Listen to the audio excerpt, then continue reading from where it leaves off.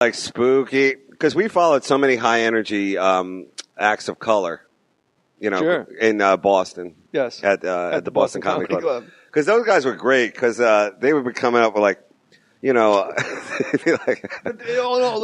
never understood what they were talking about. Don't forget where you are. Let me put a bookmark here. The audience would filter in. It was like a bus station. Yeah. And a lot of the time, like Jason Steinberg and like Timothy Oliphant from Deadwood used to work the door. I didn't know that. Yeah. And like people like that, after a while you go, wow, it's an empty room. Fuck it. I'll just start letting people in for free. At least when I work, there's a crowd.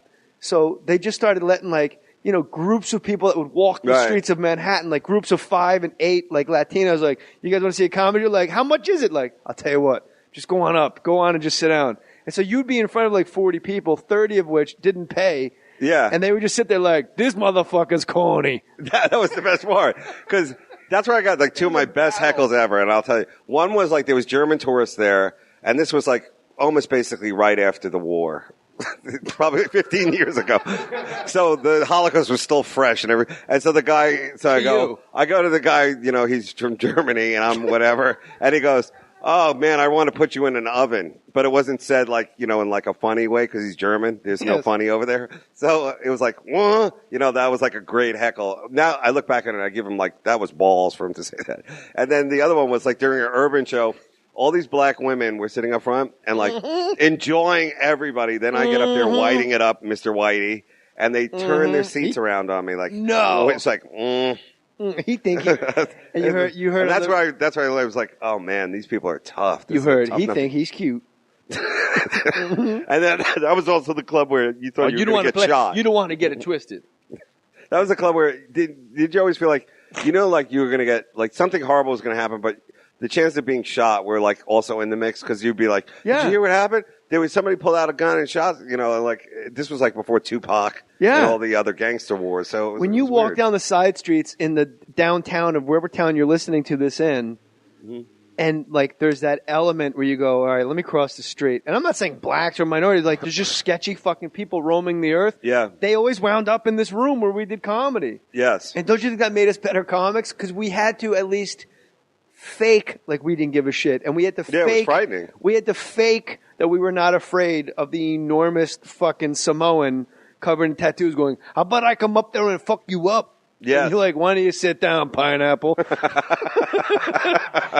it was like you're gonna die here, so you might as well get a laugh on your way out. Yeah, that was definitely you're hoping that at least you went down like a Viking funeral. There's no way you're gonna kill. Like they'll be like, get back up. That was also the first place where I would see guys go like, I gotta go. And like you're the next white guy, you're going to disappoint them. Chappelle would do it. I don't know who would do it, but somebody I'll tell you right now. I gotta go, and then they'd be like, no. Yeah, Chappelle did that shit so much, and it made me nuts because I'd go on after Chappelle.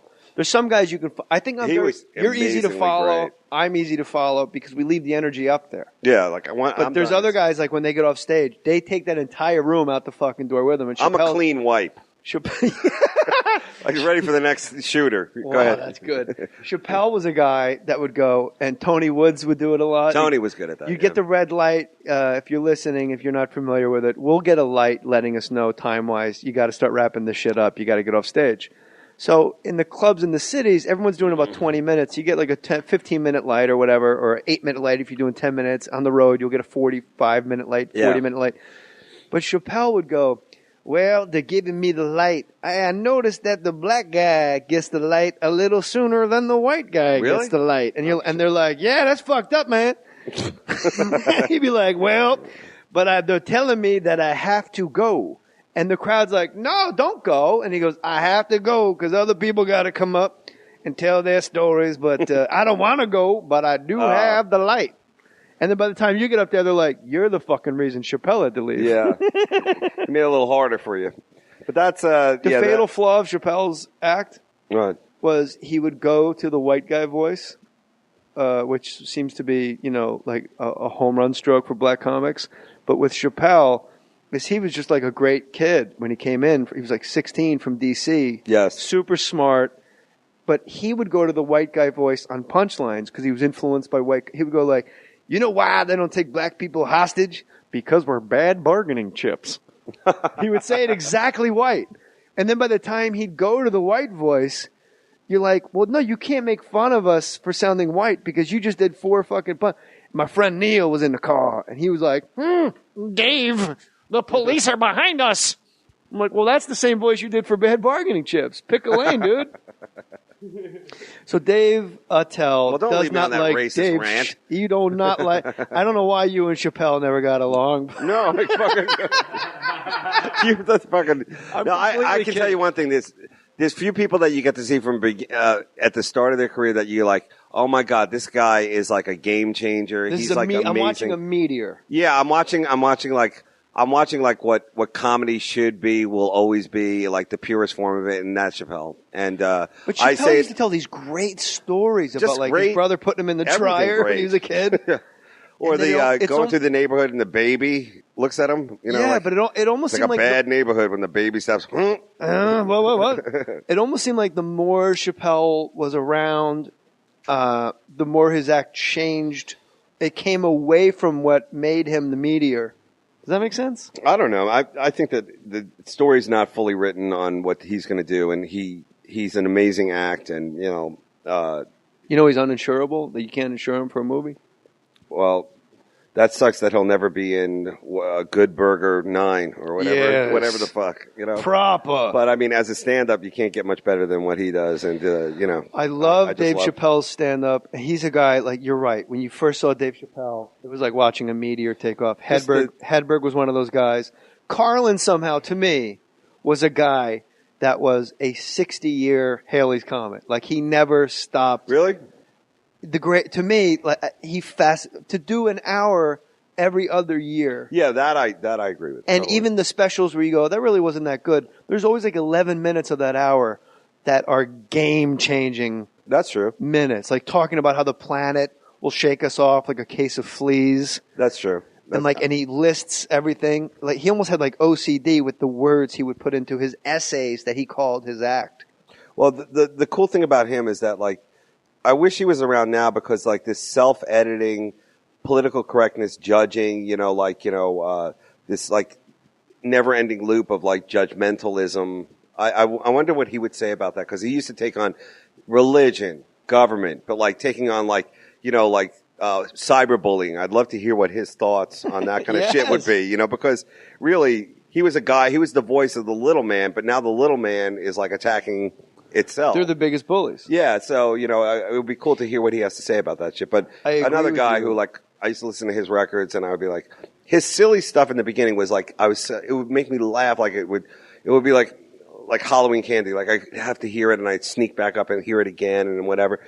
And then, like, as I grew up in comedy, I realized, like, what the guy was doing and how talented he was at doing it. And then, like, every comic, you fall in love with his, like, sad story of, like, he was fired in Vegas. He said, fuck you, he lit a clown's dick on fire and said, never again. You're like, I want to be that guy, If there was a Noah's Ark and you were in charge of putting comics on it, like the world ends, and you, like when we go to whatever the next place is. How many weigh-ins do I get? As many as anyone but Kim. Okay. What happened to Kim? Where is she? Yeah, I don't know. Keeping it real. So, am I right, ladies? Come on, back me up now. Round of applause for these good-looking men in this audience. You and I are one comment away from our own white power fucking hour on public access. I think we're there. Good morning, Boise, Idaho. The war continues. Yes, and for everybody out on Bear Lake. I hear there's a new burrito place on the edge of town. Meet you there. I'm not going there. Meet you there. You know when. If like the apocalypse is coming and we get to start over, you're in charge of what comics?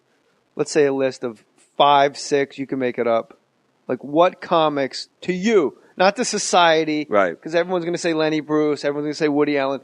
To you personally, to what moved you? Which comics do you go? All right, I'm in charge of which comics get put on this ship to get put into this parallel land. Are the most important ones? Are the most important Merlin? I don't know what pothead wrote this hypothetical. Okay.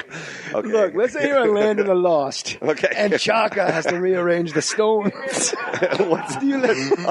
We didn't even get into that. That's our other thing. The slee stack. And Enoch, the good slee stack with the red vest decides. I used to love that show, and you ruined it for me because I really loved. I would like run home and watch it. I know you were like a sports guy. You're too busy getting blown after a game somewhere.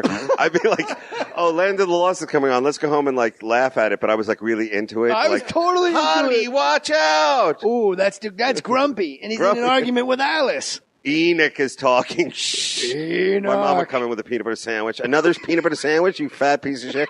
It's like, shh. Enoch is saying something about the environment. Enoch's the good sleigh stack. Let me move a couple of crystals around and change things. Marshall, Will, and Holly. No, but I don't know what. Let's say Chaka moves Chaka Tagumanda. Yeah, that was I always thought that a horrible remake. I always thought that was it was pretty bad. I always thought that was Clint Howard as a kid. I'm not kidding. I swear to God. Clint Howard on a bender. And my wife told me when she was a kid, she thought it was Scott Hamilton. Like, yeah, they would just dress up like a fucking chimp. Side gigs. That was. Let me rephrase the question. Go ahead. You have to pick 5 comics to live forever because of how important they were to you. Who do you like? Who are your guys? Well, the ones who like definitely showed me how to do comedy were like Colin Quinn, of course, Alan Havey. I said. Havey's that's an interesting choice. No, Havey was the one who showed me like watching him like. Tell me why. You know, like at the Comedy Cellar years back, it was a rough rock and roll kind of like not a rock and roll, but like a rough and tumble kind of place. And like when Havey would go up there, like he definitely was like cool and like he definitely controlled the crowd. Yes. And Colin also was like another guy where like he just like was able to work a situation and like everybody wanted to be him, and like just like. Honestly, those two guys had a big effect on me. But am I right? Let me just stay on Havey real quick. Am I correct in, because this is what appeals to me about Havey, is he was one of the first guys that I watched get the audience completely on his time.